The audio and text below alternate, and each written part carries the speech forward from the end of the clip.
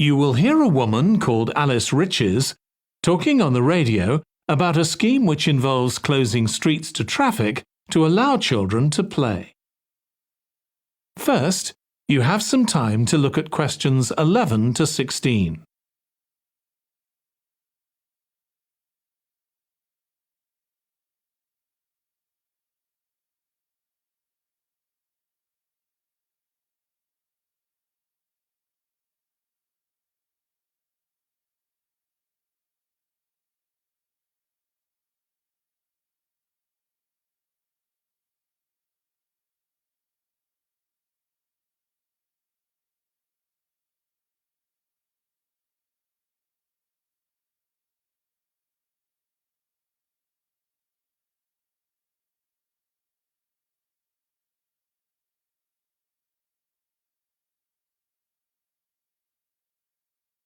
Now listen carefully and answer questions 11 to 16.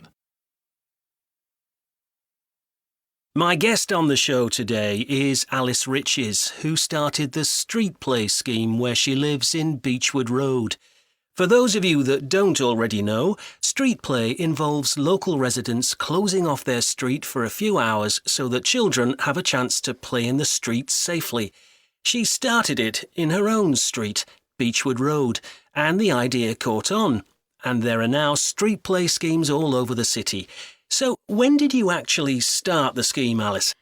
Well, I first had the idea when my oldest child was still a toddler. So that's about 6 years ago now.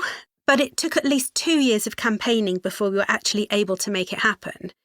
So the scheme's been up and running for 3 years now.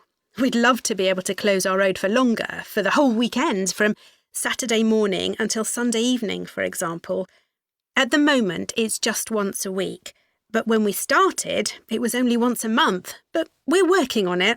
So what actually happens when Beechwood Road is closed? We have volunteer wardens, mostly parents, but some elderly residents too, who block off our road at either end. The council have provided special signs, but there's always a volunteer there to explain what's happening to any motorists. Generally, they're fine about it. We've only had to get the police involved once or twice. Now, I should explain that the road isn't completely closed to cars, but only residents' cars are allowed. If people really need to get in or out of Beechwood Road, it's not a problem as long as they drive at under 20 kilometres per hour. But most people just decide not to use their cars during this time, or they park in another street. The wardens are only there to stop through traffic. So can anyone apply to get involved in street play? Absolutely. We want to include all kids in the city, especially those who live on busy roads. It's here that demand is greatest. Obviously, there isn't such demand in wealthier areas where the children have access to parks or large gardens, or in the suburbs where there are usually more places for children to play outside. I'd recommend that anyone listening who likes the idea should just give it a go. We've been surprised by the positive reaction of residents all over the city, and that's not just parents. There are always a few who complain, but they're a tiny minority. On the whole, everyone is very supportive and say they're very happy to see children out on the street, even if it does get quite noisy.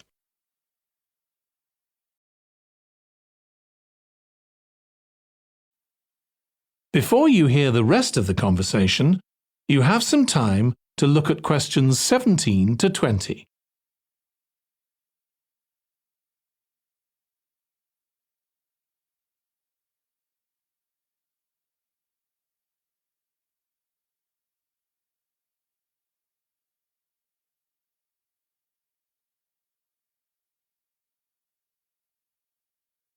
Now listen and answer questions 17 to 20. There have been so many benefits of street play for the kids. Parents really like the fact that the kids are getting fresh air instead of sitting staring at a computer screen, even if they're not doing anything particularly energetic. And of course, it's great that kids can play with their friends outside without being supervised by their parents. But for me, the biggest advantage is that kids develop confidence in themselves to be outside without their parents. The other really fantastic thing is that children get to know the adults in the street. It's like having a big extended family. It certainly does have a lot of benefits. I want to move on now and ask you about a related project in King Street. Right. Well, this was an experiment I was involved in, where local residents decided to try and reduce the traffic along King Street, which is the busiest main road in our area, by persuading people not to use their cars for one day. We thought about making people pay more for parking, but we decided that would be really unpopular. So instead, we just stopped people from parking on King Street, but left the other car parks open. It was surprising how much of a difference all this made. As we'd predicted, air quality was significantly better. But what I hadn't expected was how much quieter it would be, even with the buses still running. Of course, everyone said they felt safer, but we were actually amazed that sales in the shops went up considerably that day. We thought there'd be fewer people out shopping, not more. That's really interesting. So the fact that the street was... That is the end of part 2.